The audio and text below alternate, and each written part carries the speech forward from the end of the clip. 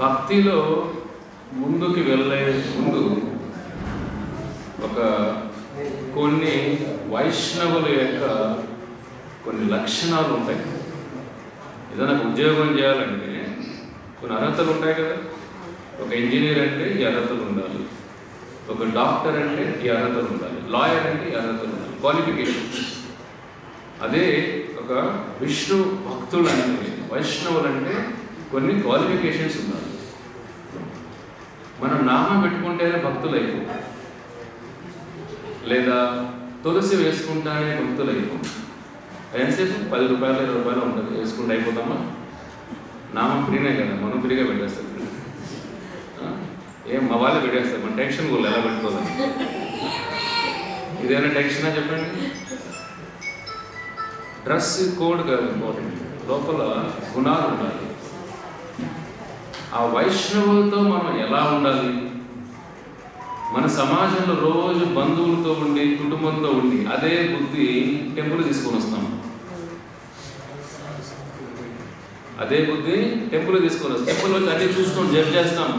ఇది ఎలా ఎందుకు అలాగా, అది ఎందుకు ఇలాగా, ఆ భక్తుడు ఏంటి, ఈ ప్రభుజీ ఏంటి, ఆ ప్రభుజీ ఈ మాతాజీ ఏంటి, ఇవన్నీ ఇంట్లో అలవాటు అయిపోయి బుద్ధి అంతా సమాజంతోనే గడిచిపోయి ఒక భక్తులతో ఎలా ఉండాలో ఆ వ్యవహారిక వైష్ణవ ఎటికేట్స్ అంటాం ఇంగ్లీష్లో. దాన్ని ఎటికేట్స్, ఒక వ్యవహారిక శైలి ఎలా ఉండాలి మోస్ట్ ఇంపార్టెంట్. ఎందుకంటే మీరు ఇప్పుడిప్పుడే నేర్చుకుంటున్నారు కాబట్టి తెలుసుకుంటే మంచిది. భయపెట్టడానికి కాదు, ఇవన్నీ ఒక అవేర్నెస్ ఉండాలి. ఏదైనా ఒక ప్రయాణాలు ఉన్నప్పుడు ప్రయాణాలు ఒడుగుడుకు తట్టుకునే విధంగా ఉండాలి. మీరు అందరూ ఫోన్లు మ్యూట్లో పెట్టండి, ఒక గంట మ్యూట్లో పెట్టి ఇక్కడ ప్రశాంతంగా ఉండండి. వేరే వాళ్ళు ప్రశాంతంగా ఉండలేమని, నన్ను ప్రశాంతంగా మాట్లాడినండి. ఎందుకంటే ఒక గంట సమయం మీకు ఇస్తున్నప్పుడు కృష్ణుడి గురించి ఎలా ఉండాలి? పరీక్షితు నీళ్లు కూడా తాగలేదు. కృష్ణ గురించి వినేటప్పుడు 7 రోజులు పరీక్షితు మహారాజు 7 రోజులు నీరు కూడా ముట్టలేదు. ఆ భగవంతుడి తత్వం వినేటప్పుడు ఆ శ్రవణం ఉండాలి. చెట్లు కూడా వింటాయి, చెట్లకు చెవులు ఉంటాయి, తెలుసు కదా? తెలుసా మీకు? చెట్లు కూడా చెవులు ఉంటాయి. చెట్లు రోజు తిట్టండి, మీరు రోజు తిట్టండి చెట్ల దగ్గరికి వెళ్ళి. ఆఫ్రికాలో చెట్లు వాళ్ళు కొట్టరు, కత్తులతో వెళ్ళి నరకడు. ఆఫ్రికా కొన్ని ఏరియాస్లో అడుగు ట్రైబల్ అంటాం కదా, ట్రైబల్ ఏరియాస్లో చెట్లు వాళ్ళు గొడ్డ తీసుకుని నరకరు. చెట్ల దగ్గరికి వెళ్ళి రోజు తిడతారు. ఆ చెట్టుని రోజు చెట్టు తిడతారు. ఆ తిట్లు విని విని విని ఆ చెట్టు పడిపోతుంది. అర్థమైందా? అంటే చెట్లు కూడా ఫీలింగ్స్ ఉంటాయి. చెట్లు ప్రాణం ఉంది కదా, దానిలో ఆత్మ ఉంది కదా. కాబట్టి చెట్లు దగ్గర వీళ్ళకి తిట్టిన ఆ వైబ్రేషన్ అవి కూడా ఫీల్ అవుతాయి. మనుషులు ఫీల్ అవుతారు. మన మాట ఎప్పుడు కూడా భగవద్గీతలో మనం మాట్లాడే మాట ఎప్పుడు కూడా ఒకరిని భక్తి మార్గంలో తీసుకువెళ్ళే ఉపయోగపడాలి, కానీ తోలరాడు నింద ఎదుకలు వేయదు. వైష్ణవుడు ఎందుకంటారు?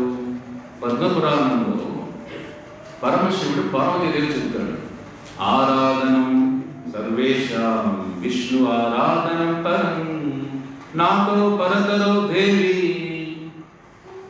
తథాయ సమర్చనం.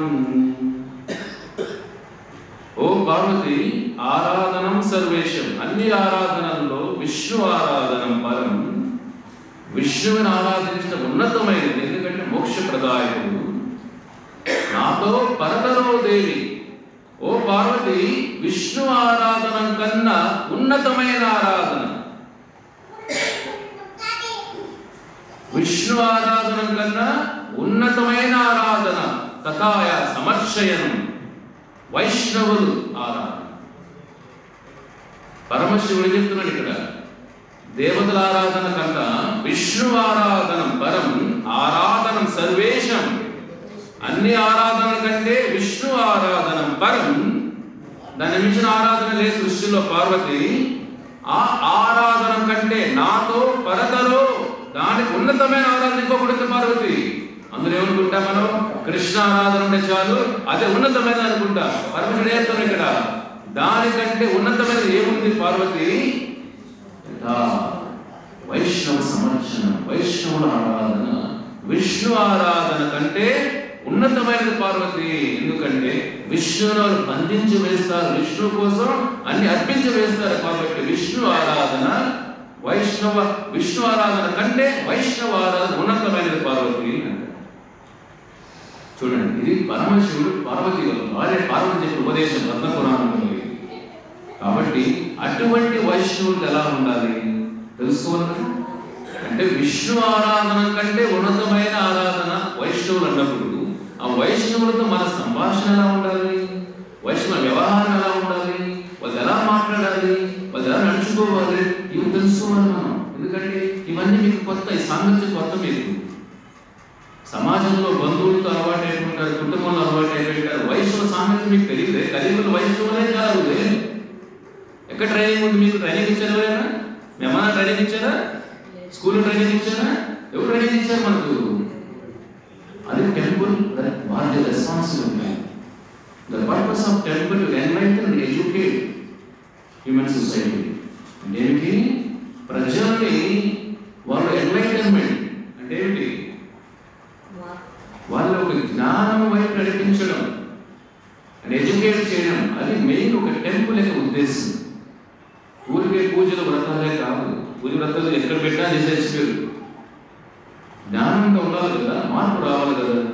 కాబట్టి ఇది మీరు తెలుసుకోవాలి సబ్జెక్ట్. ఇది వైష్ణవులు, ఎందుకంటే ఫ్యూచర్లో మీరు వైష్ణవులు అవుతారు. కాబట్టి ఆ ట్రైనింగ్ ఉండాలి కదా. ఎలా ఉండాలి? డూస్ అండ్ డోంట్స్ అంటాం మనం కార్పొరేట్ వాళ్ళు. ఏం చేయాలి, ఏమి చేయకూడదు తెలుసుకోవాలి కదా. కాబట్టి పరమశివుడు చెప్తున్నాడు ఇక్కడ, విష్ణువు కంటే కృష్ణుడు కంటే ఆ భక్తుల ఆరాధన ఉన్నతమైనది పార్వతి అని చెప్తారు. దాంట్లో ఏమిటి? భాగవత పురాణంలో కృష్ణ భగవానుడు ఉద్ధవుడు చెబుతారు కూడా, మమ భక్త్య పూజ్య ప్రియ ఉద్ధవ, నాకంటే నా భక్తుడు పూజ్యులైన వారు. ఈ సాక్షాత్ కృష్ణ భగవానుడు ఉద్ధవుడు చెప్పిన మాటలు. నాకంటే మమ భక్త్య, నా భక్తులు నాకన్నా గౌరవం పొందాల్సిన వారు ఈ ప్రపంచంలో ఉద్ధవ. మనం అనుకుంటాం భక్తులు పక్కన పెట్టి డైరెక్ట్గా భగవాన్ దగ్గరికి వెళ్ళిపోవాలనుకుంటాం. కొందరు భక్తుల్ని తక్కువగా మాట్లాడుతున్నాం. అది వాళ్ళు తెలుసుకుందాం. ఎందుకంటే ఒక భక్తి మార్గంలో వెళ్ళినప్పుడు ఆ వచ్చిన ఆటంకాలు ఏముంటాయి అవి తెలుసుకుంటే మార్గం సులభమవుతుంది కదా. ఒక రోడ్లో అక్కడెక్కడ గురకరాలు వేసే ప్రయాణం జరుగుతుందా? నేను వెళ్ళాను, కద్రి నరసింహస్వామి క్షేత్రంకి వెళ్ళాను ప్రోగ్రామ్కి.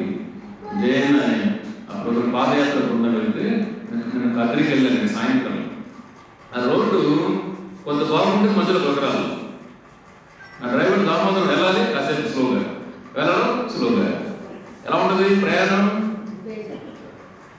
అనిపిస్తుంది కదా. అదే స్వాభావికంగా ఉంటే భక్తి మార్గం కూడా అలాగే. భక్తి మార్గంలో ఆ గుణకరాలు ఎవరు వేస్తారు? మనం వేసుకుంటాం. మన మనసుతోనే ఇస్తాం.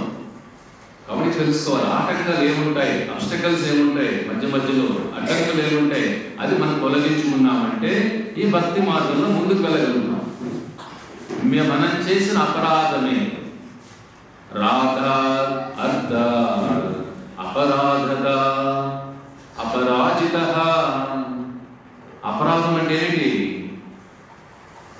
ఆరాధన. ఆరాధన అంటే ఏమిటి? ఆరాధించడం, పూజించడం. ఆరాధనలో ముఖ్యమైన పదం ఏమిటి? రాధ. రాధ పదం ఎక్కడి నుంచి వస్తుంది? ఆరాధన. రాధా ఎక్కడి నుంచి వస్తున్న పదము?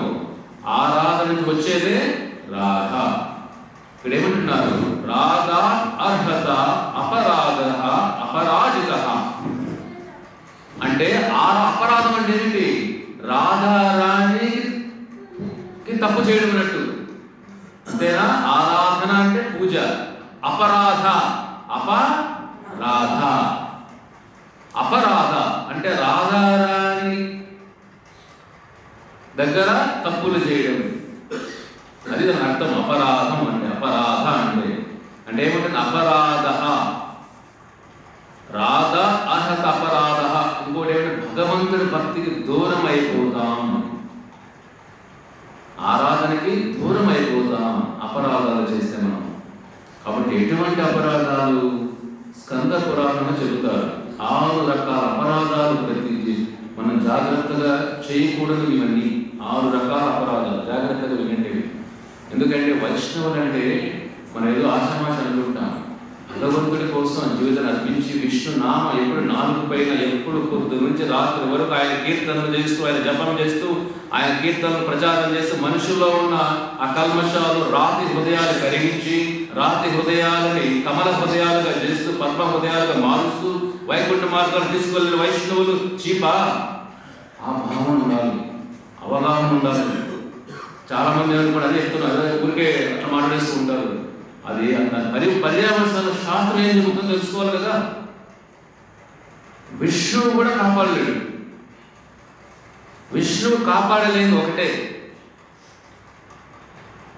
పురుష సంఘం నడిపించిన కృష్ణ భగవానుడు కూడా కాపాడలేనిది ఏదైనా ఉంది సృష్టిలో. నరసింహస్వామి హిరణ్యకశిపుని వధించి, ఎన్ని కోరికలు ఉన్నా వధించి ప్రహ్లాదను కాపాడి నరసింహస్వామి, భూదేవిని గర్భోదక సముద్రం నుంచి పైకి తీసుకొచ్చిన వరాహస్వామి, వేదాలను కాపాడిన మత్స్య అవతారం, మందర పర్వతాన్ని చిలికిన కూర్మ అవతారం, ఇన్ని అవతారాలు విష్ణు అవతారాలు ఉన్నా ఆ విష్ణు అవతారాలు కూడా చెయ్యనివి అంటే భగవంతుడు కూడా కాపాడలేనిది. మైండ్ వెళుతుందా? మైండ్ ఇక్కడే ఉంది కదా. భగవంతుడు కూడా కాపాడలేనిది. అది సాధ్యం కాదు కదా, మామూలుగా అనుకుంటాం. చూడండి, ఆయన గోవర్ధన గ్రంథేశాడు కదా, కురుక్షేత్ర సంగ్రామాన్ని సుదర్శన చక్రంతో మొత్తం అంతం చేస్తాడు స్వామి. అది ఎవరు యుద్ధం చేయాల, మొత్తం చేసి సుదర్శన చక్రమే. అన్ని చేసిన భగవంతుడు కూడా కాపాడలేనిది ఏదన్నా ఉంది అంటే వైష్ణవ అపరాధం. ఒక వైష్ణవుని మనం అపరాధించామంటే విష్ణువు కూడా కాపాడలేదు. ఆయన చెప్తారు, నేను కూడా కాపాడలేని అపరాధం నుంచి. 6 రకాల అపరాధాలు చేస్తారు. నిందతి, నిందతి అంటే నిందించడం. ఈ భక్తుడు అలాగా, ఈ భక్తురాలు అలాగా, వాళ్ళని చెడుగా మాట్లాడడం, వాళ్ళు లేనప్పుడు చెడుగా మాట్లాడడం, ఉన్నప్పుడు పొగిడేయడం. బా ఏం ప్రభుజీనో బా, తర్వాత ఏం మాట్లాడడం. బయట ఏమో గౌరవం, దండవార్తలు, నమస్కారాలు అన్నీ చేస్తూ ఉంటాం. నమస్కారం ప్రభుజీ, ప్రభుజీ, వాళ్ళు వెళ్ళిపోయినా కదా అర్థమైందా? ఇది మనం ఈజీగా అనేస్తాం కదా, కానీ విష్ణు ఈజీగా తీసుకుంటుంది. నిందతి, ఇది మొదటి అపరాధం. బ్లాస్ఫేమింగ్ గా చెప్పలేదు ఇంగ్లీష్లో. బ్లాస్ఫేమి అంటే నిందతి, నిందించడం వైష్ణవుడికి. సో ఇది మొదటి అపరాధం. చులకనగా మాట్లాడటం, కొద్దిగా చీపుగా మాట్లాడటం. వాళ్ళ ముందర అవసరంగా మహావిష్ణువు ఎక్కడ మాట్లాడినా ఎవరితో గోడలకు మాట్లాడినా పట్టుకుంటాడు. నువ్వు వాళ్ళ ముందరే మాట్లాడిన అవసరం లే. వాళ్ళు లేనప్పుడు మాట్లాడినా, ఎవరు వేరే వాళ్ళు చెప్పినా ఆ ప్రభుజీ ఇలాగా ఇంకా అయిపోయింది చాపర్ అక్కడ, ఈ మాతాజీ ఇలాగా అయిపోయింది అక్కడ. మనం ఎవరితో చెప్పినా, గోడలకు చెప్పినా, మన మనసులో మనసా వాచ కర్మన ఏ విధంగా అనుకున్నా వైష్ణవు చెడుగా అనుకుంటే నిందతి, అది మొదటి అపరాధం. రెండవది ఏమిటి అంటే వేష్టతి, అంటే అసూయపడడం. కొంతమంది చూస్తుంటారు, మీరు చూస్తుంటారు రోజు ఇదే మా జీవితం మీకోసమే కదా. ఆ ప్రభు మాట్లాడు చాలా గౌరవిస్తున్నారే, అర్థమైనా? అసూయ ఉంటుంది. చూడండి, వాళ్ళకి ఎంత గౌరవం, ఎంత రెస్పెక్ట్, మనకే రెస్పెక్ట్ లేదా, మనకే డబ్బులు లేవా, మనకే బిజినెస్ లేదా, మనకే వ్యాపారాలు లేదా, మనకి ఉద్యోగాలు లేవా, మన దగ్గర సంపద లేదా, మన దగ్గర ల్యాండ్ లేవా,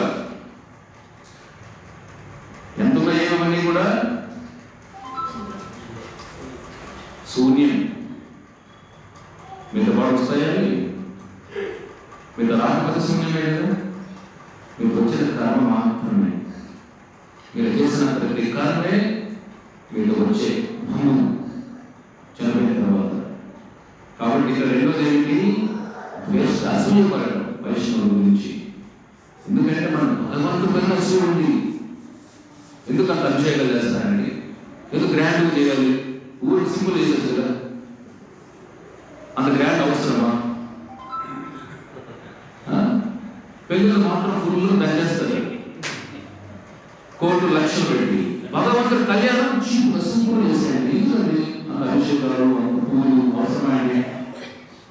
కూతురు పెళ్ళి గ్రాండ్ ఊరు మొత్తం తెలియాలి అంతేనా? ఇప్పుడు కొడుకుల పెళ్ళిళ్ళు ఎకరాలా చేస్తాం. 2 రోజులు పంపించాడు, 2 రోజులు ఇచ్చింది నాకు. వాడు సెటప్ అంటే 5 కోట్లు పెట్టారు కళ్యాణ మండపం సెటప్ అంటే. కర్ణాటక తమిళనాడు మధురై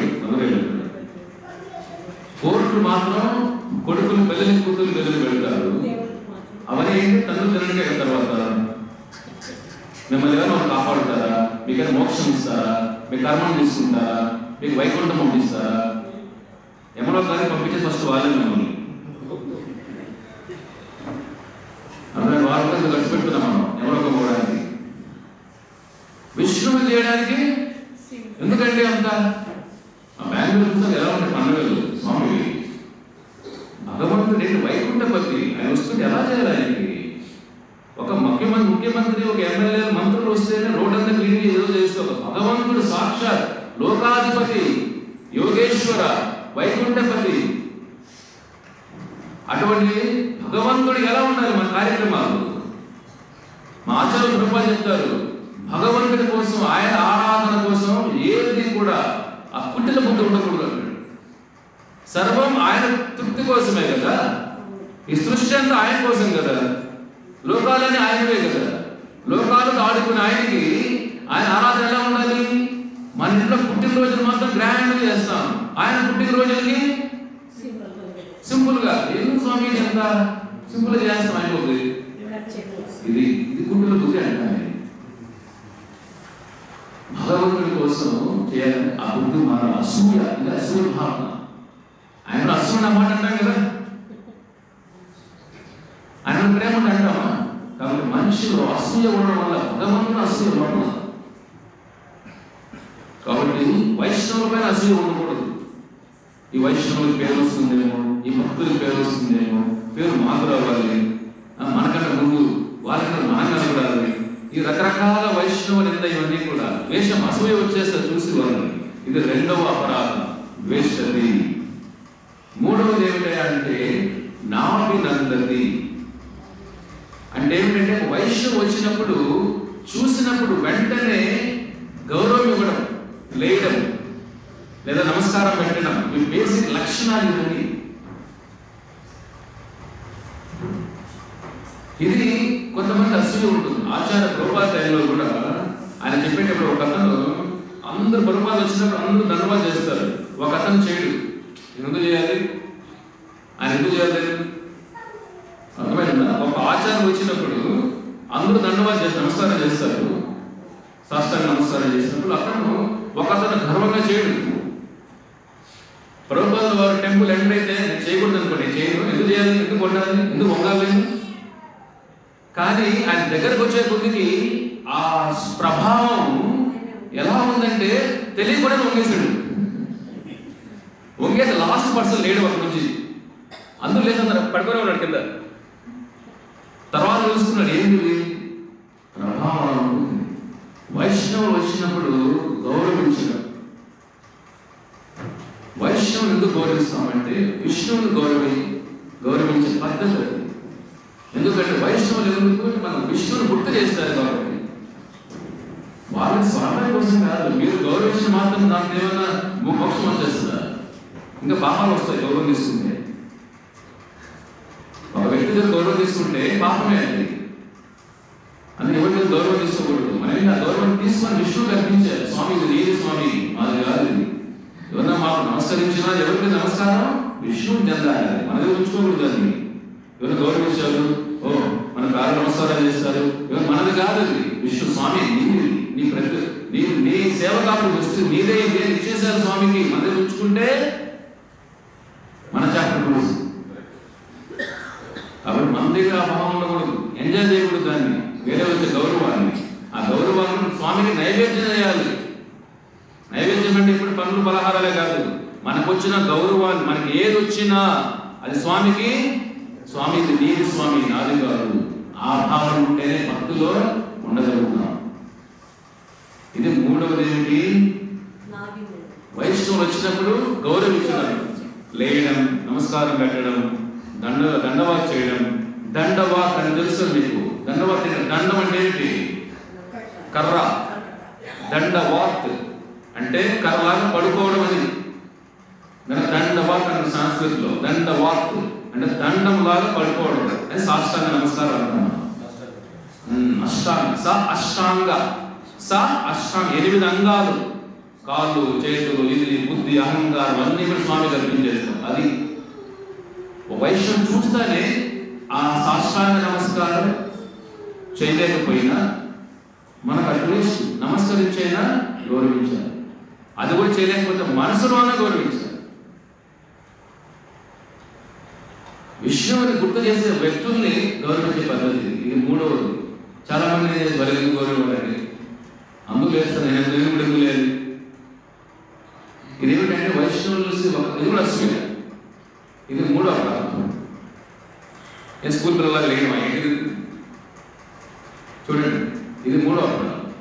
నాలుగోది ఏమిటయ్యా అంటే, 48 అయిపోయింది కదా గౌరవం. నాలుగోది ఏమిటంటే వైష్ణవుని చూసి చెడుగా అనుకోండి. బా ఈ ప్రభు వచ్చేసాడా, మన పిలవలేదే. కొన్నిసార్లు వైష్ణవుని చూసి కూడా మనం ఏమనుకుంటామంటే చెడుగా మనసులో అనుకుంటాం, వాళ్ళు అగౌరవపరుస్తాం. చూసినప్పుడు ఎందుకు వచ్చారు? వైష్ణవుని చూస్తే మన విష్ణువు గుర్తు రావాలి కదా. ఆ ద్వేషం ఎంత ఉంటే ఆ విధంగా భావాలు వస్తాయి. మీకు ఇవన్నీ అర్థంగా భావం చేయకూడదు, కానీ కొద్దిగా అర్థమవుతుంది. ఒక సబ్జెక్ట్ అన్ని ఈ రోజే డైజెషన్ అవ్వవు. పిల్లవాడికి ఇవాళ పన్నీర్ పెళ్ళేతో డైజెషన్ అయిపోతుందా? పుట్టిన వాడికి వాడి బాడీ పెరగాలి. మీకు ఇవన్నీ టాపిక్స్ అర్థం కావాలంటే భక్తుల కొద్దిగా ముందుకు వెళ్ళినప్పుడు అర్థమవుతాయి. కానీ ఎందుకు ఇవన్నీ ముందుకు కొద్దిగా అర్థం కాకుండా పర్లా కొన్ని దాంట్లో 1-2 నేను నేర్చుకున్నా చాలు. ఇది 5వ ప్రారంభం.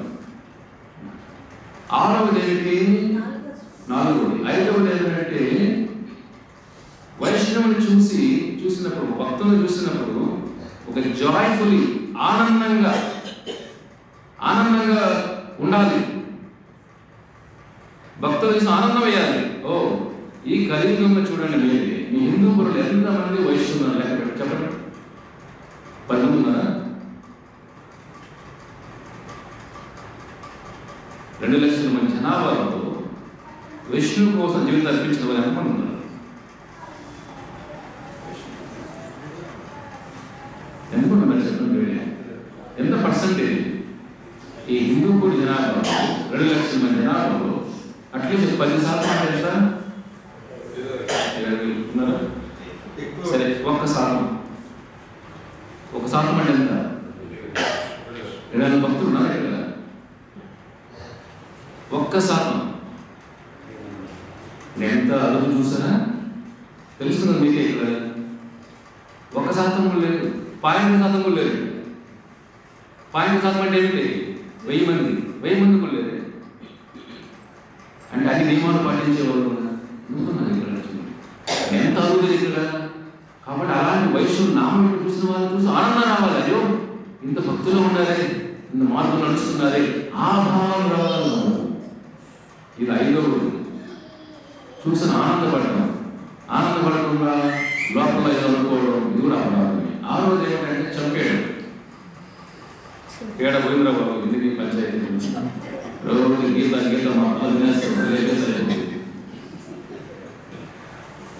మీరు సినిమా పెట్టలేదు కదా, ఏమవుతుందో తెలియదు అని. అలాంటి కలియుగం ఇది. కలియుగంలో కూడా భర్త భార్యను చంపేసినప్పుడు భక్తులను చంపరా? ఏం చెప్తారయ్యా మీరు? వాళ్ళు కుక్కలు ఉడికి చేశారు, భార్య శరీరాన్ని కట్టేసేసి హైదరాబాద్లో. విన్నారా మీరు?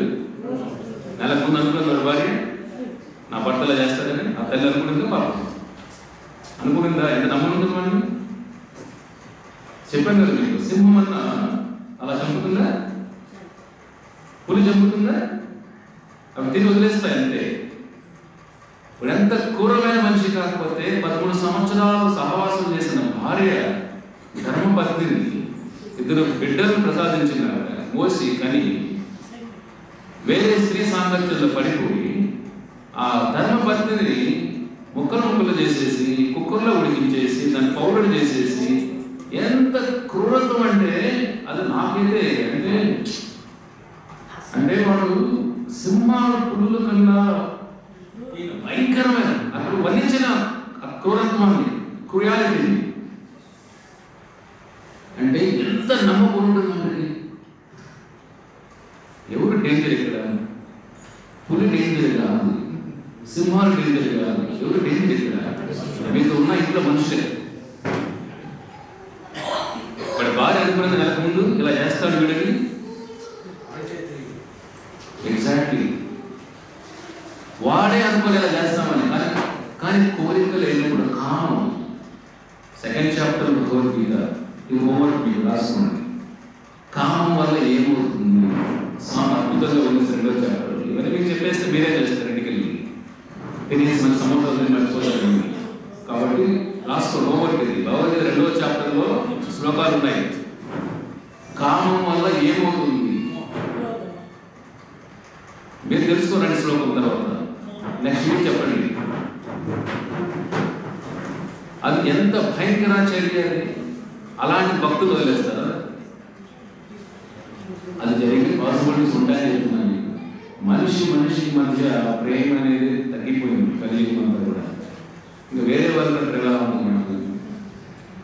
మనతో ఉండి, మన కుటుంబంతో ఉండి, మన ఇంట్లో మనతోనే ప్రయాణించి, మన కోసం కష్టపడి, వాడి కోసం 13 ఏళ్ళు ఆవిడ పాపం వంటలు వండి, వాడికి కావాల్సింది చేసి పెట్టి, వాడి కోరికలు తీర్చి, వాడికి బలైపోయింది. ఇది ఎంత భయంకరమైన చర్య. అదే వాళ్ళ భక్తి భావం ఉంటే చీమల ప్రహారం చేస్తామో మనం. మీకు సమాజంలో అర్థమవుతుంది సమస్య ఏమిటి? సమాజంలో అన్నం సమస్య కాదు, ఉద్యోగ సమస్యలు కాదు, డబ్బుల సమస్య కాదు. సంఘంలో సదాచార సమస్య, సంస్కార సమస్యలు. ఈ భక్తి జ్ఞానం లేకపోతే నిజమైన సమస్య సొసైటీలో. ఆ జ్ఞానం ఉంటే ఆలోచనే రాదే. ఆలోచన వస్తుంది అసలు కథలో ఊహించలేని ఆలోచన. ఇవన్నీ మన జంతువులు కూడా మనం తెలియదు కదా. ఇంట్లో వ్యక్తులు అలా చేస్తామా? జుగుస్పితంగా అయిపోతుంది. అంత భయంకరంగా చర్యలు ఏమిటి? కాబట్టి మీకు తెలుసుకోవాల్సింది ఏమిటి? ఇవాళ చాలా మంచి బుద్ధుల్లాగా ఉండొచ్చు మీరు, ప్రహ్లాదులాగా. బుద్ధుని నమ్మకం రేపు మిమ్మల్ని హిరణ్యకశిపుడు చేస్తుంది. నేను చాలా మంచివాడిని ప్రభుజీ, అసలు పొద్దున సూత్రాలు చెప్తా ఉంటాను నేను. ఇదే ఆచరణ లేకపోతే, ఒక సెంటిమెంటల్గా పూజ వ్రతాలు చేస్తే బుద్ధి మారదు. ఈ భగవద్గీత జ్ఞానం ఆచరణలో పెట్టాలి. ఆచరణలో పెట్టినప్పుడే వాళ్ళు ఒక ఆలోచన విధానం మారుతుంది. ఆచరణ పెట్టలేకపోతే ఆలోచన అలాగే ఉంటుంది కదా. జ్ఞానం వల్ల పరివర్తన రావాలి. మనలో ట్రాన్స్ఫర్మేషన్, పరివర్తన వచ్చినప్పుడే వాళ్ళ మార్పు వస్తుంది, ఆలోచన విధానం మారుతుంది. అది రానంత వరకు వాడు డేంజరస్ వాడు. కాబట్టి మీరు ఒక అబ్బాయి అమ్మాయిని పెళ్లి చేసినప్పుడు చూడాల్సిన ముందు ఎంత మీరు మ్యాచ్ చేసిన వాడిని, ఎన్ని చూసినా గుణాలు, కంపాటబిలిటీ, హోరోస్కోప్, జాతకాలు ఎన్ని కలిపేసినా పిండేసినా మీరు దాన్ని, వాళ్ళ భక్తి జ్ఞానం, గీతా జ్ఞానం లేకపోతే వాడి డేంజరస్. ఆ అమ్మాయి కూడా డేంజరస్. అబ్బాయిలు తప్పని చెప్పట్లా, ఇద్దరు తప్పులు ఉన్నాయి ఇక్కడ సొసైటీ చూస్తే మోడర్న్ జనరేషన్లో. కాబట్టి ముందు సొసైటీలో అన్నం ఇది ప్రాబ్లం కాదు. ఈ గీతా జ్ఞానం లేకపోతే నిజమైన సమస్య. కరువు అంటే ఈ కరువు మానవ సొసైటీలో, మానవ సమాజం నిజమైన కరువు గీతా కరువు. ఇదే కానీ కరువు లేకుండా ఉంటే ప్రతి ఒకరికొకరికి సహాయం చేయడము, ఒకరి బాధల్ని మన బాధలుగా స్వీకరించడము, ఒకరి మోసం చేయము, ఒకరిని హింసించడము, ఒకరిని మనం బాధ పెట్టము, ఇదిగా సమాజం అంటే. ఇది వైకుంఠ సమాజం అలా ఉంటుంది. అక్కడ వేషాలకు అతీతంగా ఉంటుంది వైకుంఠం అంటే. అసూయ ఉండదు. ఒకరు పెరిగిపోతున్నారే, మనకంటే ఎక్కువైపోతున్నారే, మనకంటే గౌరవం వస్తుంది, మనకంటే ఆనందం మనం మనకు తట్టుకోలేము. అంతే కదా. ఏమన్నా ఆనందంగా ఫోటో పంపించాడు అనుకోండి, మీకు ఫ్యామిలీ ఫోటో ఏం అనిపిస్తుంది మీకు? ఏది మన అక్కడ లేకుండా పోయాను, వాళ్ళ పిల్లలు బాగా కలిసి సెటిల్ అయిపోయారు, మా పిల్లలు ఎట్లా అయిపోయారు ఏంటి? ఎవరి కర్మ ఎవరు మార్చలేదు. కాబట్టి ఇది 6 అపరాధాలు. ఈ 6 అపరాధాలు ఏమిటాయంటే ఏం చేస్తుంది? హరిభక్త విలాస శాస్త్రం చెబుతుంది, మన ఆయుష్ను తగ్గించేస్తుంది. వైష్ణవ అపరాధం వల్ల ఏమవుతుంది? ఆయుష్ క్షీణించిపోతుంది, సంపద కరిగిపోతుంది, పిల్లల ఆయుష్ తగ్గిపోతుంది, మన కుల నాశనం. ఆ కులం ఏదో ఉందో కుటుంబ లెగసీ అదంతా కూడా తరిగిపోతా పోతుంది. ఆ ఇంపాక్ట్, ఆ ప్రభావం ఇది మొదలు జరిగేది. మీరు అనుకోవచ్చు ఏమి లేదా అనేసి. ఉదాహరణ చెప్తాను మీకు 5 సంవత్సరాల ముందు, దానికి ముందు 2 స్టోరీలు చెప్తే వాళ్ళు టైం తక్కువ ఉంది. మొదటి ఏమిటంటే అంబరీష్ మహారాజ్ అనే గొప్ప భక్తుడు ఉంటాడు. అంబరీష్, ఏ పేరు? అంబరీష్. ఆయన 1 సంవత్సరం పాటు ఉపవాసం చేశారు, ఏకాదశి ఉపవాసం. నేను ఏకాదశి కదా, ఒక పూటకే మనం కింద పడుకుంటాం, ఎప్పుడు ద్వాదశి వస్తుందా చూస్తాం. ఆయన సంవత్సరం పాటు ఉపవాసం చేశాడు, నీరు కూడా తాకుండా. సంవత్సరం ఉపవాసం బృందావనంలో చేశాడు, శ్రీకృష్ణ బృందావనం. ద్వాదశి ఉపవాసం ముగించాల్సిన సమయం, ద్వాదశి రోజు. అప్పుడు దుర్వాసమని వస్తాడు అంబరీష్ మహారాజ్ చూడటానికి. వచ్చి వెంటనే అంబరీష్ మహారాజ్ గారు నదిలో యమునా నదిలో స్నానం చేస్తాడంటే మీకు అన్ని ఆహారం అంతా మీకు ఏర్పాటు చేస్తా, ఇంకొక సాధువుల్ని గౌరవించాలి కదా. రాజు అతను ఉపవాసంలో ఉన్న ఈ దుర్వాస మునిని, అతనికి శిష్యు బృందం అంతా వస్తుంది, అతన్ని గౌరవించాలని అన్ని ఏర్పాట్లు చేస్తాడు. స్నానం కోసం వెళ్తాడు దుర్వాస ముని. స్నానం కోసం వెళ్ళినప్పుడు అతను ఎదురు చూస్తూ ఉంటాడు అంబరీష్ మహారాజ్. ఎప్పుడు ఏకాదశి కూడా ఉపవాసం ఉంటాడు, సంవత్సరం ఉపవాసం ఉన్నాడు ఆయన. నెక్స్ట్ ద్వాదశి అప్పుడు సంవత్సరం తర్వాత ద్వాదశి వచ్చినప్పుడు ఆ గడియల్లో ఉపవాసాన్ని బ్రేక్ చేయాలి. మనం ఏదైనా తీసుకోవాలి, ఏదో గ్రెయిన్ తీసుకుంటే ఉపవాసం అయిపోతుంది, సమాప్తం అవుతుంది, పూర్తిగా వ్రతం అయినట్టు, వ్రత భంగం కాకుండా ఆ గడియల్లోనే చేయాలి. ఇతని సమయానికి రావట్లేదు దుర్వాసముని. సంవత్సరం ఉపవాసం ఉన్నాడు కదా, చుట్టుపక్కల ఉన్న వేద పండితులు, మంత్రులు అందరూ ఇది సలహా ఇస్తారు. అంబరీష్ మహారాజ్ మీ సంవత్సరం పాటు ఉపవాసం వ్రతం చేశారు కాబట్టి మీరు గడియలు అయిపోతున్నాయి, మీరు ఒక్కసారి ఉపవాసాన్ని ముగించాల్సిన సమయం ఇది అని అంటారు.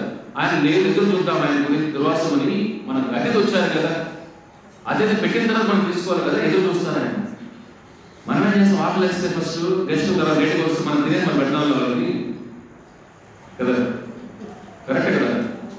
అందులో అంత ప్రేమ ఎదురు చూస్తాము, మనం తినేది పెట్టడం తప్పేముంది. ఇప్పుడు వేద కల్చర్ అతిథి అంటే తిథి లేకుండా వచ్చేవాళ్ళని అతిథి అంటే.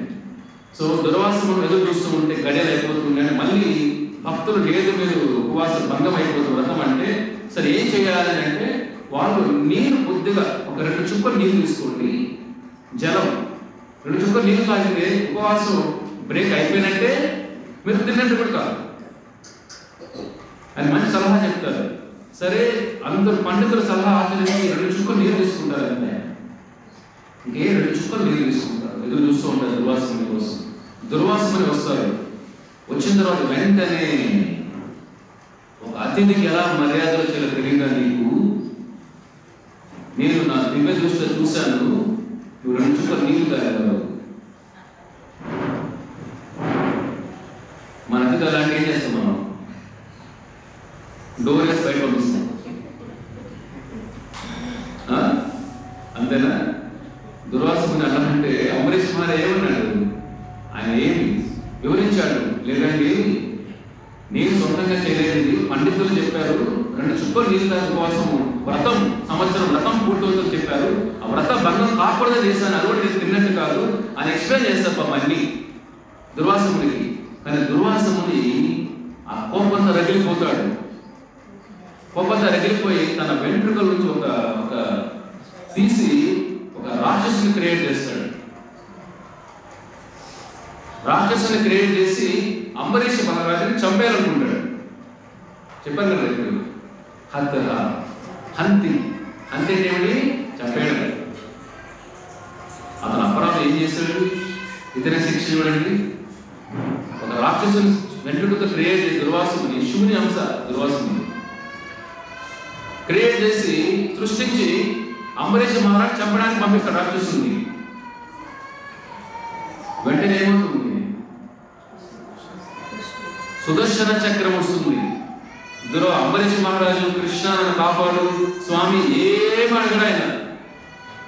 రాక్షసు చంపాలు వస్తుంటే ఇలాగ గొమ్మగా చూస్తుంటాడు అంతే. స్వామిని ప్రార్థన చేసి చనిపోతాను అంతే. కానీ సుదర్శన చక్రం వస్తుంది అక్కడికి. ఎప్పుడు సుదర్శన చక్రం వస్తుందో ఆ రాక్షసుని చంపేస్తుంది. తర్వాత సుదర్శన చక్రం దుర్వాసుని చంపడానికి వెళ్తుంది. అర్థమైనా? దుర్వాసుని చంపడానికి. దుర్వాసుని ఎవరు? శివుని అంశ. చంపడానికి వెళితే పరిగెత్త అనే లోకాలు భూలోకం. ఇక్కడ జరిగేది ఎక్కడైతే బృందావనం. ఇక్కడ నుంచి స్వర్గలోకం వెళ్తాడు. ఇంద్రుడి దగ్గర వెళ్తే ఇంద్ర కాపాడు.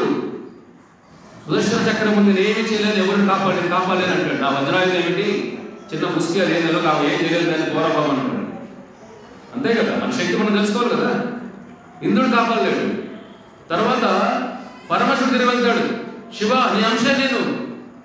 కైలాసం వెళ్తాడు. నీ అంశే కదా నేను. నీ దగ్గర శివతాండం త్రిశూలం అంతా త్రినేత్రం ఉంది. ఆ సుదర్శన చక్రం వస్తున్న చంపడానికి నాకు ప్రాణభిక్షను కాపాడు. అప్పుడు పరమశివుడు అంటాడు, ఈ లోకాలకి అన్ని అనంత కోటి లోకాల సూర్యులు వెలుగునిచ్చే సుదర్శన చక్రం. సూర్యుడి వెలుగు ఎక్కడి నుంచి వస్తుంది? సుదర్శన చక్రం సూర్యుడి వెలుగు వస్తుంది. అటువంటి సుదర్శన చక్రం ఏ గురువు నేను కాపాడలేదు, నేను కాపాడలేదు. పరమశివుడి చేతిలో చేస్తాను, నేను కాపాడలేదు. కైలాసం వెళ్తే అక్కడి నుంచి బ్రహ్మలోకానికి వెళ్తాడు.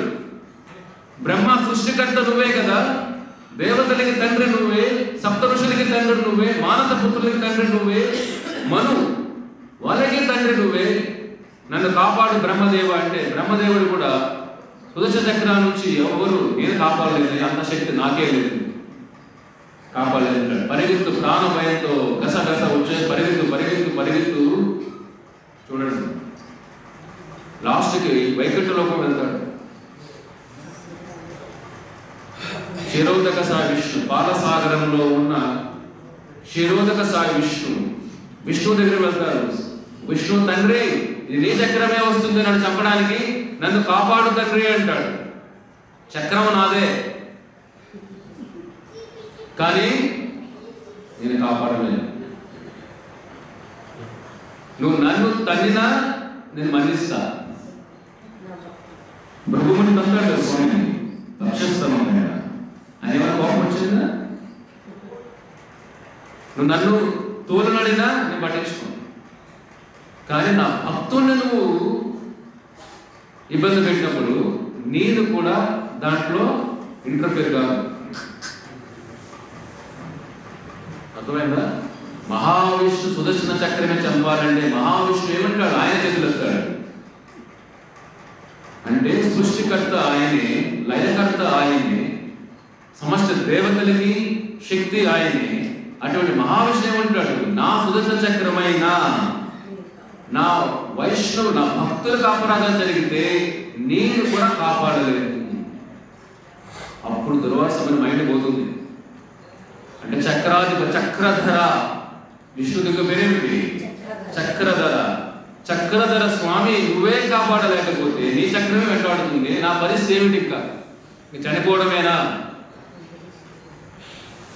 అని అంటే అప్పుడు స్వామి ఒకటి చెప్తాడు, నీకు ఉపదేశం చేయగలుగుతా కానీ కాపాడలేదు, నీకు ఒక మార్గం చూపిస్తా కానీ ఎప్పుడు స్వామి అలా చెప్పలా.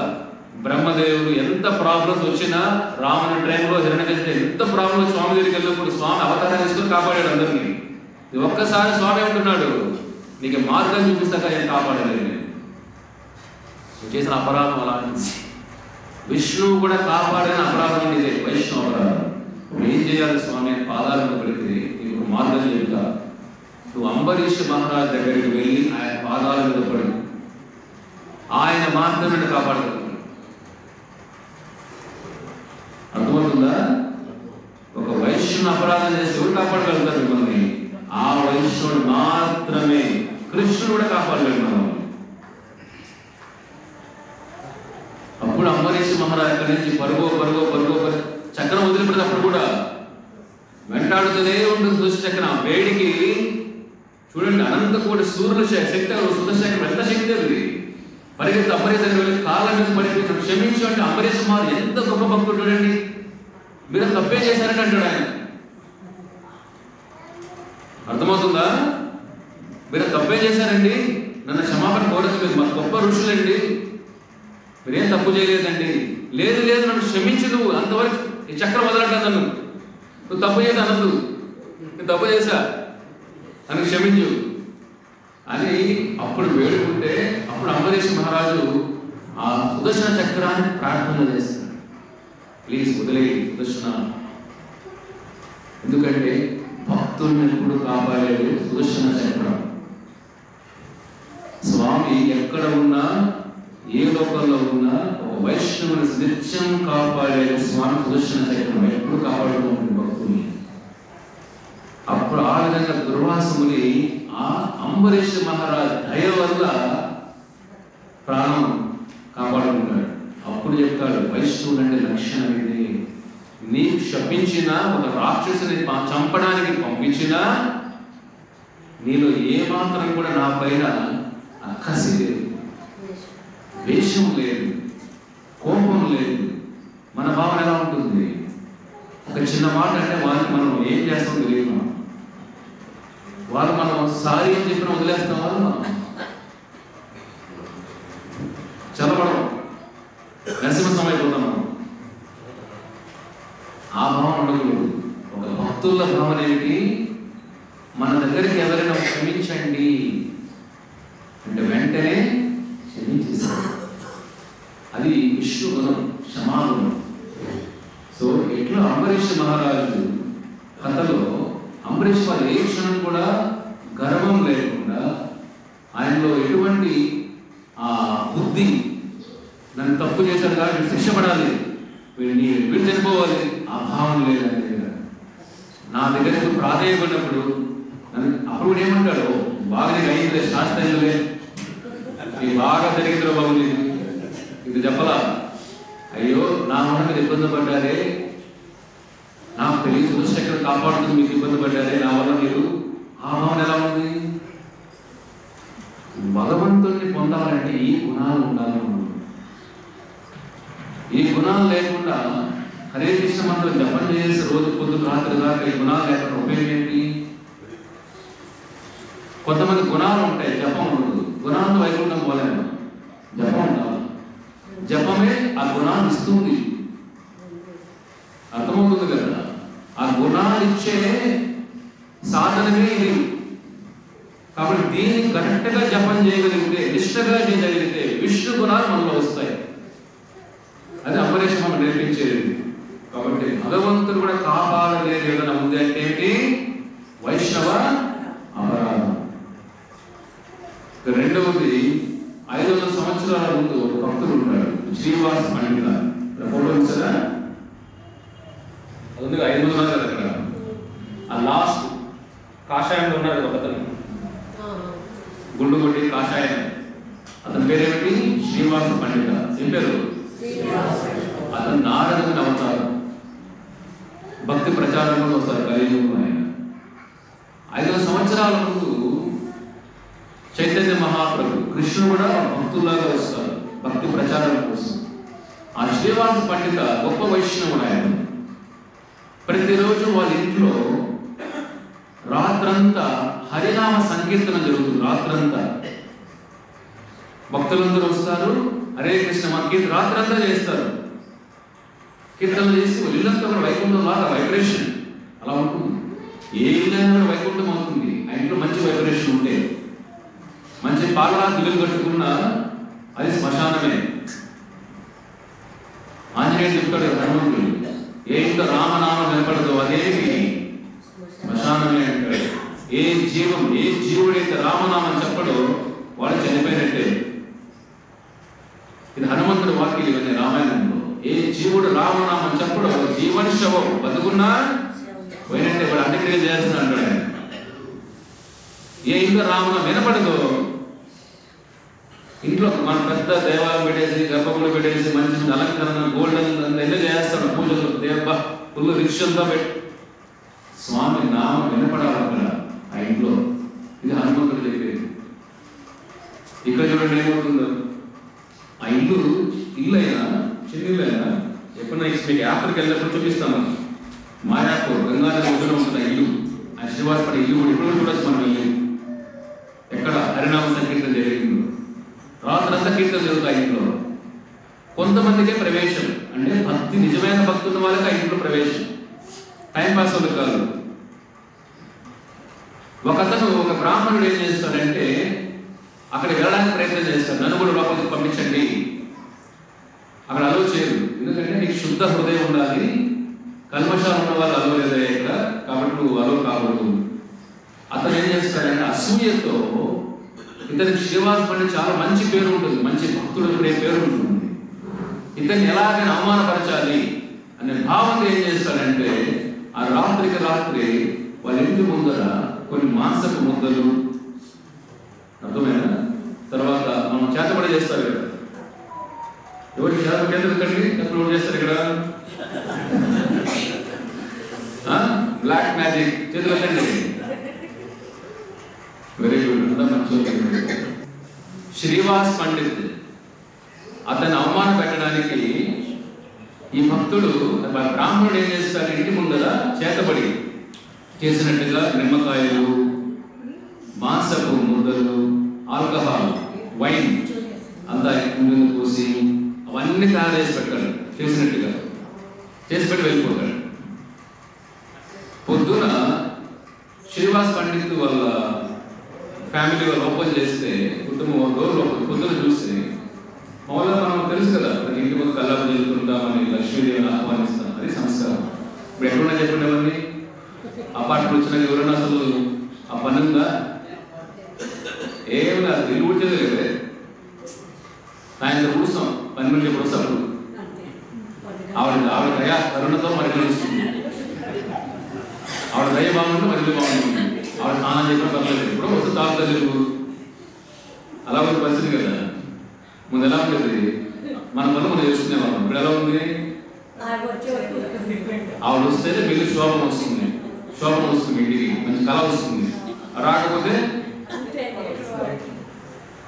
ఇది పరిస్థితి. ముందు అలా కాదు కదా, ముందు ఇంట్లో వాళ్ళు కూడా శుభ్రం బయట శుభ్రం చేసేవాళ్ళు. ఫస్ట్ ప్రతిరోజు కళాపు చేసి పేడతో వేసి చలికి ఆ లక్ష్మీదేవిని ఆహ్వానించారు. పేడ ఏంటి, గోమయం, గోమయం ఎవరంటే లక్ష్మీదేవి ఉంటుంది.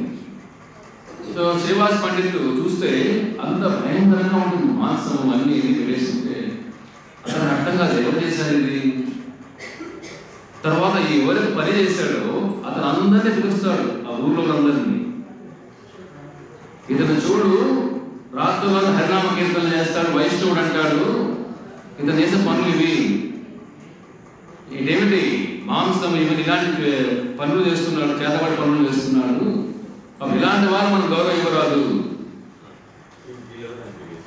ఇలాంటి వారికి గౌరవం ఇవ్వరాదు, వీళ్ళంతా భక్తులు అంటారు కానీ ఈ చేసే పనులు ఇలా ఉన్నాయి, అతని పరువు తీయాలి, అతని పేరు పాడు చేయాలి అని ఊర్లో అందరినీ పిలిచి అందరు ముందర పబ్లిక్ లో అతను అవమానిస్తాడు. అతను ఏమి అనడు, ఓ నేనే చేశాను అంటాడు. అవునా, అది నేనే చేశాను లేండి, హరే కృష్ణ వెళ్ళిపోతాడు. అందరికి తెలుసు అతను క్యారెక్టర్ ఏంటి. ఒక్కొక్కసారి మనం ఎంత వేరే వాళ్ళని తొక్కేయాలనుకున్నా దగ్గరగా చూసిన వాళ్ళు తెలుస్తుంది ఈ మనిషి ఏమిటి స్వభావం ఏంటి. అది చేసిన తర్వాత ఏమవుతుందంటే ఆ బ్రాహ్మణుడికి నెక్స్ట్ రోజు అతనికి కుష్టు వ్యాధి, లెప్రసీ, కుష్టు వ్యాధి సోకేస్తుంది. అప్పట్లో కుష్టు వ్యాధి చాలా భయంకరం, తెలుసు కదా. ముందు జనరేషన్లో కుష్టు వ్యాధి అంటే చాలా భయంకరమైన జబ్బు. ఇంట్లో కూడా ఉండడానికి కూడా అంటు వ్యాధి వెంటనే వచ్చేస్తుంది, స్ప్రెడ్ అయిపోతుంది. ఇతర కుష్టు వ్యాధి వచ్చేస్తుంది. కుష్టు వ్యాధి కాలు అట్లా మొదలయ్యి అలాగా కొద్ది రోజుల శరీరం అంతా కుష్టు వ్యాధిలాగా అయిపోతుంది. పురుగులు తినేస్తుంటే శరీరం అంతా రక్తం కారిపోతూ ఉంటుంది. ఊర్లో వాళ్ళు వెలేస్తారు ఇతను, నీ వల్ల ఊళ్ళో అందరికి వస్తుందేమో అని ఊరికి బయట ఎక్కడో వదిలేస్తారు అతన్ని. అప్పుడు చైతన్య మహాప్రభు సాక్షాత్ కృష్ణ భగవానులే అలా గంగా నది అట్లా ఒడ్డున వెళ్తుంటారు స్నానం చేయడానికి. అప్పుడు ఈయన ఊరు బయట ఉండి వేడుకుంటాడు, కృష్ణ చైతన్య మహాప్రభు నన్ను కాపాడు, నాకు ఇలా కుష్టి వ్యాధి వచ్చింది, ఎందుకు వచ్చి తెలియట్లేదు, నన్ను కాపాడు అని వేడుకుంటాడు. అప్పుడు చైతన్య మహాప్రభు చెప్తారు, నువ్వు శ్రీవాస్ పండిత్ వైష్ణవుణ్ణి అవమానించావు, పబ్లిక్ అంతా కూడా అతని చెడ్డ పేరు తీసుకురావాలి, ఇవన్నీ చేశావు, నువ్వు ఇవన్నీ తెలుసు.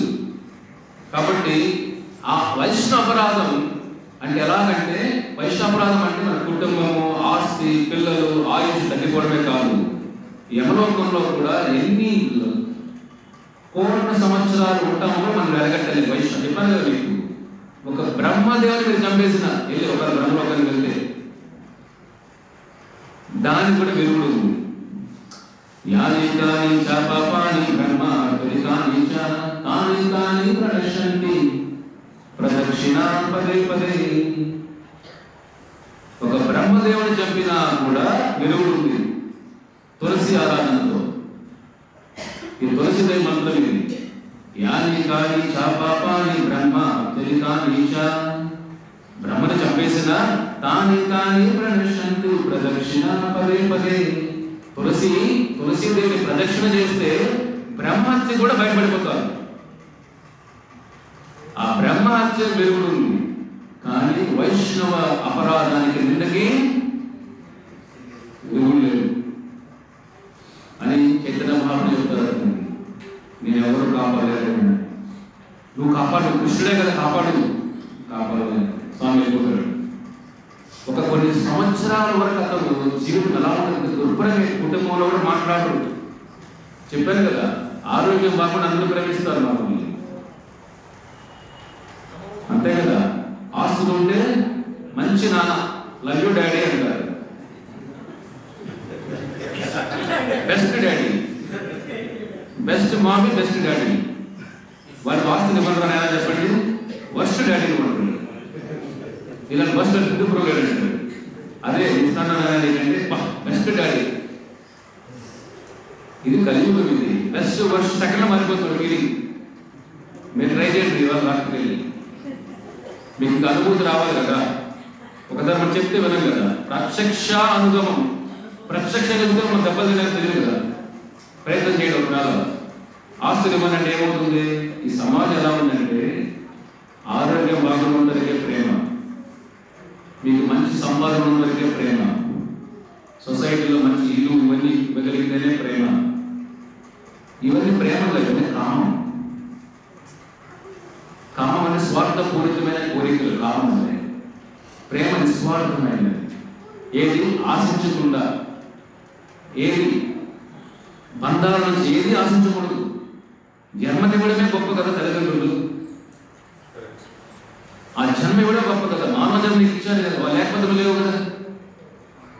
ఆ జన్మ ఇచ్చి చాలు, ఆ రుణం కూడా తీర్చుకోలేము. ఆ భావన పిల్లల సంస్కారం ఉండాలి. మీ సంపాదన నాకు వద్దు తండ్రి, నాకు జన్మ ఇచ్చి చాలు, ఆ భావన ఏ ఇంట్లో ఉంటుంది, ఆ భావన ఏ పిల్లల్లో ఉంది. తప్పు ఎవరిది, తల్లిదండ్రులు. తల్లిదండ్రులు ఆ జ్ఞానం ఇవ్వలేదు కాబట్టే తప్పు ఎవరిది, తల్లిదండ్రులు. ప్రహ్లాదుడి భావం ఎలా ఉంటుంది, ఆపోజిట్ కదా ప్రహ్లాదుడికి. ఆ భావం ఉండాలి కదా, తల్లిదండ్రులు తప్పు కదా, వాటి పరివర్తన తీసుకోలేకపోయాం కదా మనం. కాబట్టి చూడండి ఏమవుతుందో, భగవంతుడు కూడా కావాలి. ఇలాంటి పరిస్థితి మనం ఉన్నాం. పిల్లలు మనకి ఎంత బాగుంటే మనకంటే ప్రేమ. ఈక్వేషన్ తగ్గిందనుకోండి, కొద్దిగా అటు ఇటు అయిందనుకోండి, మనం కొత్త శత్రువులు అయిపోతాం. మాట్లాడడం మాట్లాడు,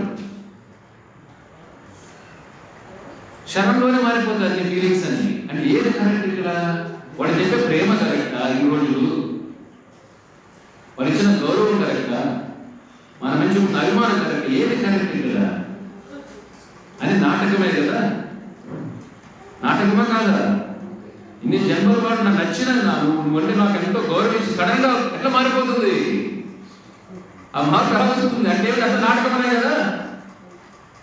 ఇది మనం గ్రహించలేకపోతున్నాం. కాబట్టి భగవంతుడిగా మనం ఇప్పుడైనా కళ్ళు తెరవాలి.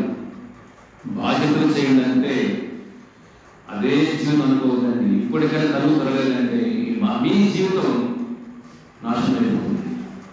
ఎక్స్పెక్టేషన్ పెట్టుకోవద్దండి, ఎవరిపైన ఆశించద్దండి. వాళ్ళు చూస్తారని చూడరు, భగవంతుడు ఆయన జీవితం ఇప్పుడైనా నిద్రలేము. ఇక్కడ మళ్ళీ శ్రీవాస్ పండిత్ వస్తే కొన్ని సంవత్సరాల తర్వాత మళ్ళీ చైతన్య మహాప్రభు కలుస్తారు. చూడండి, అప్పటికి అతని కుటుంబం వదిలేస్తుంటారు.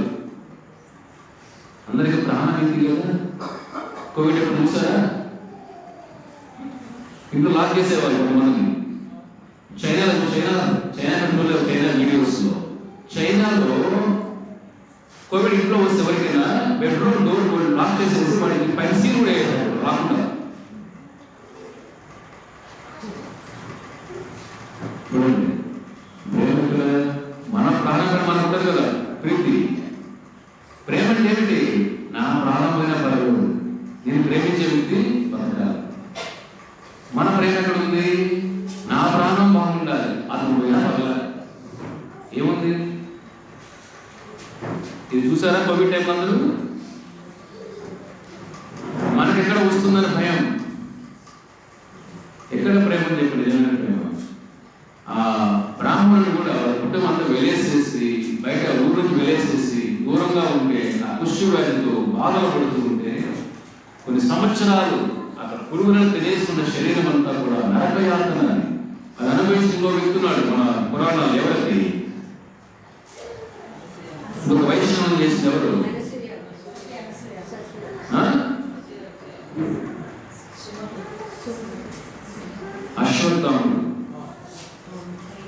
అశ్వత్థాముడు కృష్ణుడు 3000 సంవత్సరాలు అశ్వత్థాముడు కుష్టి వ్యాధితో ఉన్నాడు. ఎన్ని సంవత్సరాలు? 3000 సంవత్సరాలు. ఎందుకు? పాండవుల పైన తప్పులు చేశాడు కాబట్టి. కృష్ణుడే చెప్పిస్తాడు స్వయంగా, నువ్వు చావకూడదు అశ్వత్థామ, 3000 సంవత్సరాలు నీ దగ్గరికి ఎవరు రారు.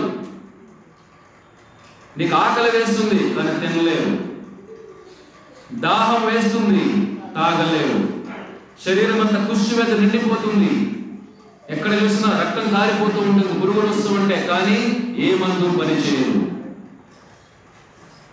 నువ్వు పాండవులు చేసిన అపరాధం 3000 సంవత్సరాలు నీ జీవితం దుర్భరంగా ఉంటుంది. ప్రతి క్షణం అశ్వత్థామ, ప్రతి క్షణం నీ గుర్తుకు రావాలి చేసిన అపరాధం ఏమిటి, పాండవులు ఎంత తప్పు చేశావు నువ్వు. చూడండి, చెప్పారు కదా అశ్వత్థామ హీరోగా చూపిస్తా సినిమాలో అంతా, వెళ్ళి కల్కి సినిమాలో అంతా అశ్వత్థామ పెద్ద క్రిమినల్. ఏమైంది? భగవంతుడే చెప్పిస్తే హీరోనా వాడు?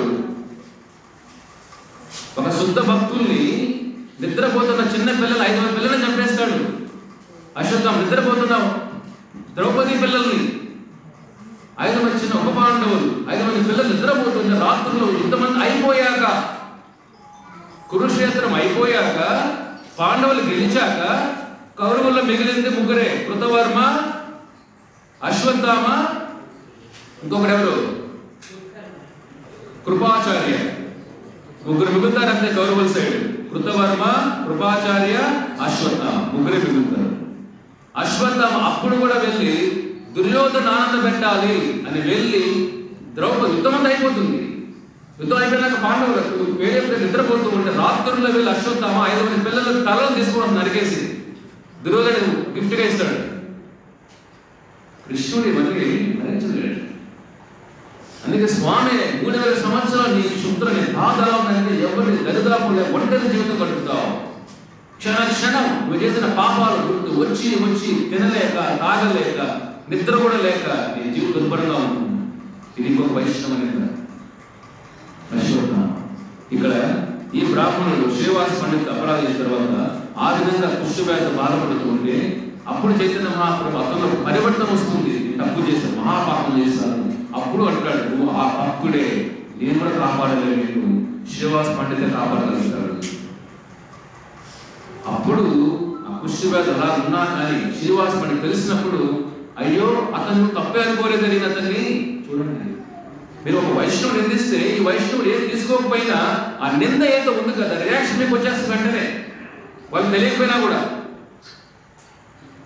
ఇప్పుడు మీరు ఇంట్లో ఏదో ఒక డివోటీ అనేస్తారు ఒక మాట, వాళ్ళు తెలియదు అన్నారని, కానీ దాని రిజల్ట్ ఎవరు? ఫ్యామిలీ సఫర్ అవ్వాల్సిందే. మళ్ళీ భక్తుడు అంటే పర్లేదులేండి, శ్రీనివాస పని క్షమిస్తాడు.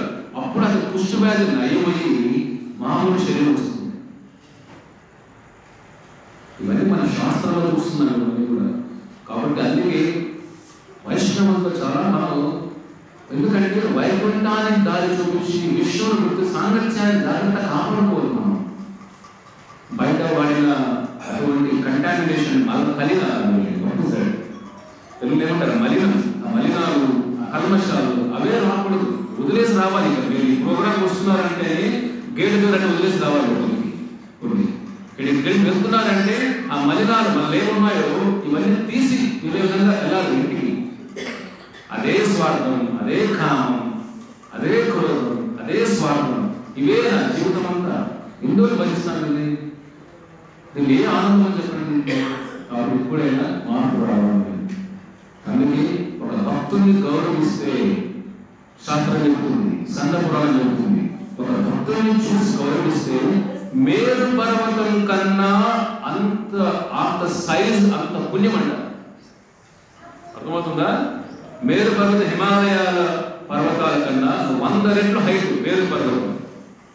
ఒక వైష్ణవుని చూసి నమస్కారం పెట్టినా చూసినా కూడా అంటారు, శాస్త్రం చెప్తుంది, ఒక భక్తుని చూసిన మేరు పర్వతం అంత దానికన్నా ఎంత పుణ్యం వస్తుంది ఒకేసారి.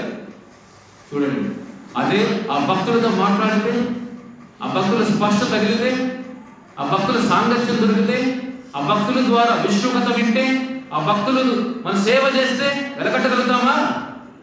దర్శనం.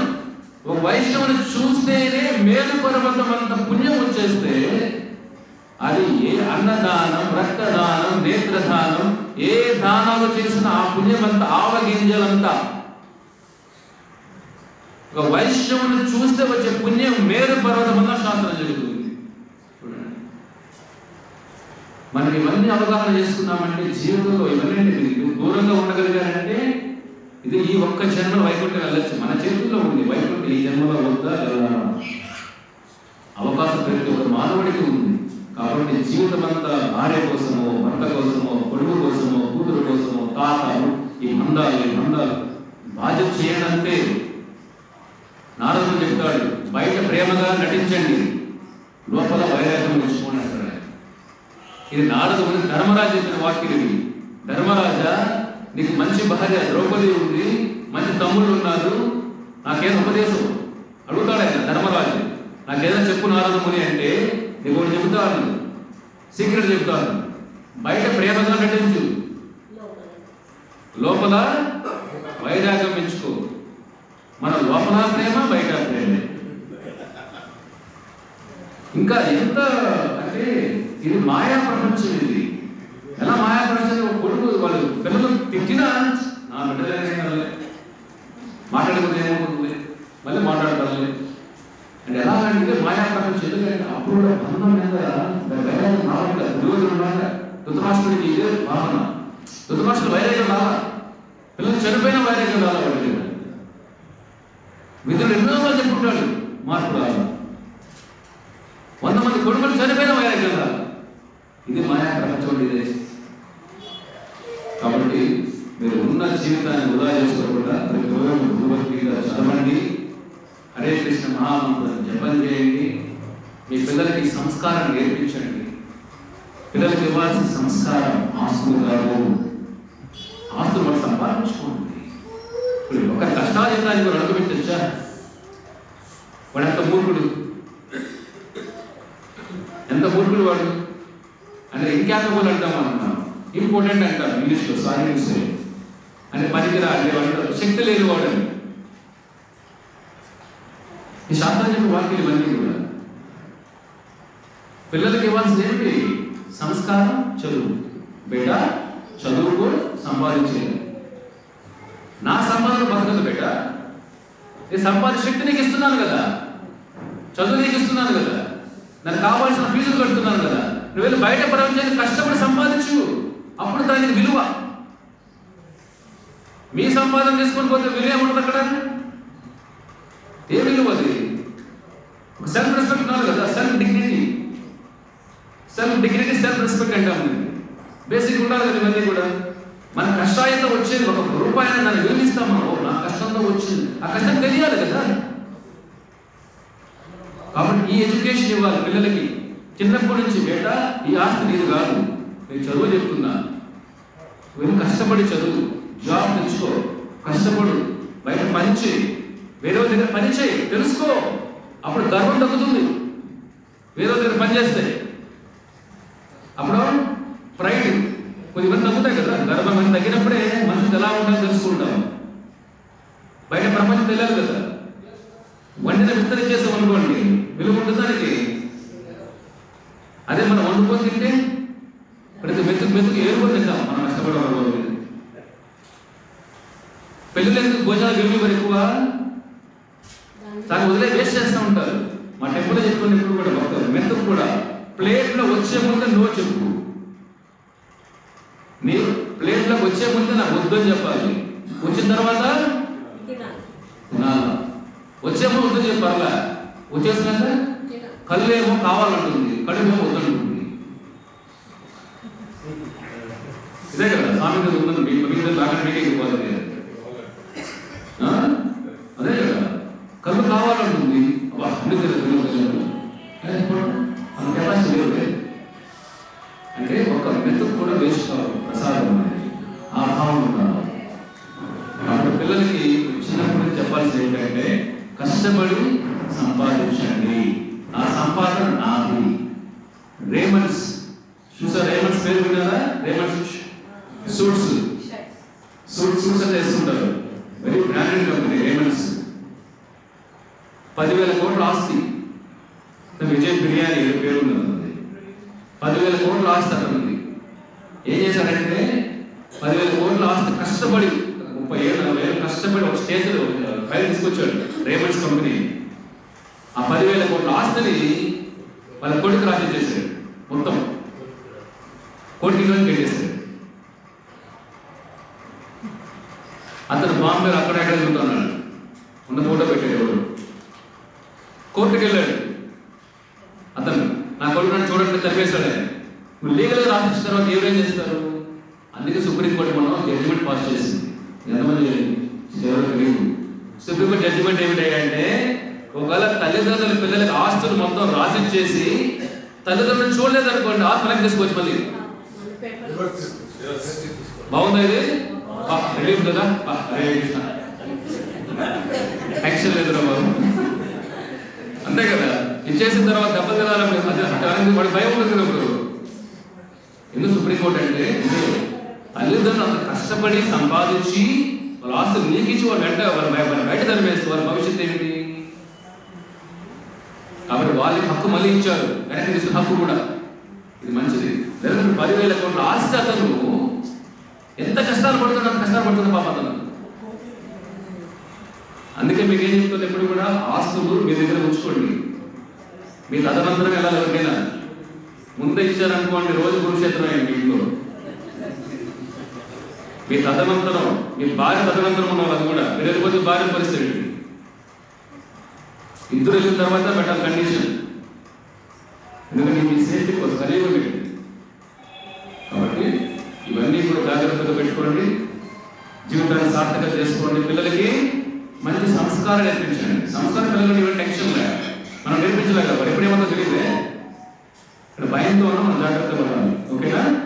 కాబట్టి భక్తి నేర్పించిన పిల్లలకి, చిన్న పిల్లలకి కూడా ఇప్పుడు వాళ్ళ క్యారెక్టర్ వచ్చి వాళ్ళ లైఫ్ వాళ్ళ ద్వారా మీకు ఏమొస్తుంది, వాళ్ళ భక్తి ద్వారా మీకు ఏదైనా వైకుంఠం పంపించే సిచ్యువేషన్ పరిస్థితి వాళ్ళలో వస్తుంది. పిల్లలు భక్తులు అయితే, పిల్లలు భక్తి భావం లేకపోతే ఆ పాపం అంతా 14 సంవత్సరాల పిల్లలు చేసే పాపం అంతా తల్లిదండ్రులకు వస్తుంది.